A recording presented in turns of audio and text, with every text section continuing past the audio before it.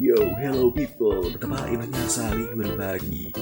Salah satunya berbagi ilmu dan berbagi inspirasi. Yo man, segera klik like, subscribe, and comment on below on my YouTube channel. Dan dapatkan ilmu gratis dari saya. Salam sales trainer.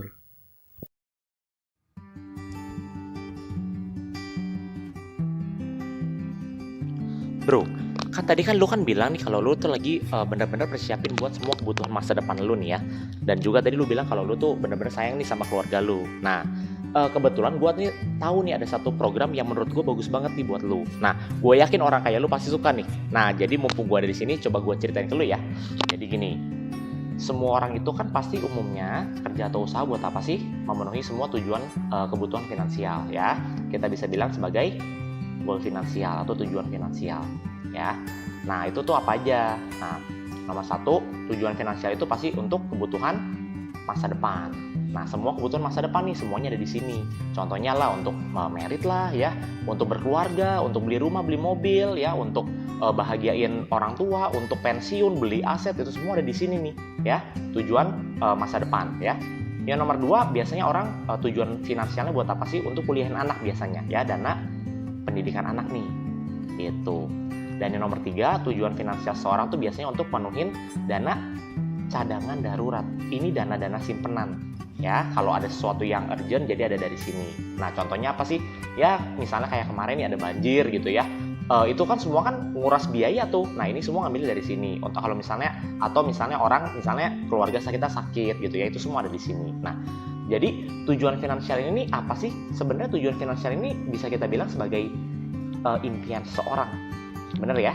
Nah, gue punya good news nih. Good newsnya gini, orang kerja ya, penuhin impiannya, mencapai impiannya, impian ini bisa tercapai gitu ya, bahkan bisa bertambah terus, bisa bertambah banyak gitu. Nah, tapi gue juga punya bad news nih. Bad newsnya apa?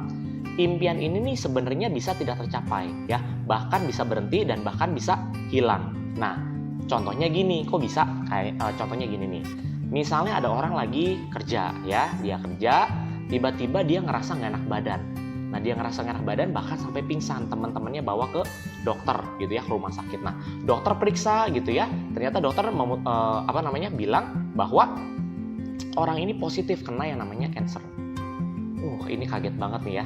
Nah, dia ngerasa nggak terima dengan diagnosanya. Dia pengen ada second opinion. Pergilah dia ke luar negeri, let's say ke Penang. Nah, ternyata dokter di Penang juga melihat dan mendiagnosa bahwa dia terdiagnosa cancer. Ternyata diagnosanya benar. Bahkan dokter di Penang bilang untuk siapkan dana sebesar 2 miliar ya untuk pengobatannya. Nah, kejadian seperti ini kan banyak nih di luar sana. Dia ngerasa kaget banget nih ya untuk siapin dana sebesar ini dan sakit kansernya. Nah, prinsipnya orang harus sembuh, orang pengen sembuh. Duit bisa dicari, tapi yang penting dia harus sembuh. Dan keluarganya pun bilang dia harus sembuh. Nah, untuk mencari duit sebesar 2 miliar ini ya, kira-kira solusinya gimana sih? Solusinya apa? Pastinya pecah tabungan. Kalau tabungannya nggak cukup, baru nih ya biasanya dia apa? Mulai pinjem ya ke kerabat atau enggak ke keluarga dekat ya. Tapi pinjem pun pasti nggak mungkin sampai ya 2 miliar. Nah, ada solusi kedua. Biasanya orang udah mulai jual-jual barang ya, jual harta atau bahkan jual aset ya. Harta atau aset hilang nggak apa-apa, yang penting dia harus sembuh. Nah, kalau ini semua nggak cukup, ada solusi ketiga nih. Nah, solusi ketiganya apa sih? Biasanya orang bisa ya minta sumbangan. Ini banyak kejadian ya zaman sekarang ya, kita lihat di Instagram, di grup WhatsApp ya, banyak orang minta sumbangan loh ya untuk pengobatan sakit kritis seperti ini. Nah, kalau sampai orang tersebut pinjem, jual harta, bahkan minta sumbangan, setuju ya, kita bisa bilang orang ini punya masalah finansial yang serius. Nah, imbasnya kalau orang ini punya masalah, impian ini bisa hilang, bahkan bisa tidak tercapai gitu ya. Nah, kan ini kan masalah nih. Untuk masalah ini gue ada solusinya nih. Nah, ini contohnya misalnya gini. Kita sebut aja ada orang namanya Mr. X. Ya, Mr. X ini usianya 30 tahun. Dan di usia 30 tahun ini dia kerja, dia memutuskan dia mau sisihin 2 juta per bulan. Untuk apa? Untuk melindungi tujuan finansialnya. Ya. Nah, jadi dia memutuskan dia mau sisihin di rekening Prime. Setiap bulan sebesar 2 juta. Bulan pertama dia saving 2 juta ya, dia sisihin. Bulan kedua sama, bulan ketiga pun sama. Jadi setiap bulan dia sisihin 2 juta per bulan. Nah, Di bulan keempat kejadiannya sama kayak gini, lagi kerja tiba-tiba pingsan gitu ya. Dokter bilang bahwa Mr. X terdiagnosa cancer, butuh dana sebesar 2 miliar. Nah, karena Mr. X dia sisihin di rekening Prime, rekening ini ketika ini terjadi, dia akan ngebayarin free 100% on bill. Ya, sebesar 2 miliar akan dibayarin semua sesuai tagihan. Nah, bahkan kalau dokter ternyata minta lagi gitu ya, lanjutannya ada komplikasi ya atau apapun, rekening ini akan bayarin sampai dengan maksimal 15 miliar. Dibayarin semua on bill, semua sesuai tagihan. Oke, nah ini bagus banget ya, rekening ini bayarin on bill, nggak perlu dia si Mr. X mengalami ini. Nah, walaupun dibayarin ya sebesar 2 miliar, tapi pasti Mr. X ini udah nggak bisa kerja dong, karena kan dia sakitnya juga sakit parah. Nah, dalam kondisi nggak bisa kerja, nggak ada income, pastinya kan nggak bisa store juga nih. Di bulan kelima gimana? Bulan keenam gimana? Ketujuh dan seterusnya gimana? Ya, nah ketika ini terjadi ya, rekening ini dia malah akan balik storin sebesar 2 juta loh. Nah, si Mr. X kan udah nggak bisa store lagi, tapi balik di storin. Bulan ke-6 di storin lagi, bulan ke-7 di storin lagi 2 juta. Sampai kapan? Terus setiap bulan sampai Mr. X berusia 65 tahun, setiap bulan di storin balik sebesar 2 juta, dan itu dijamin.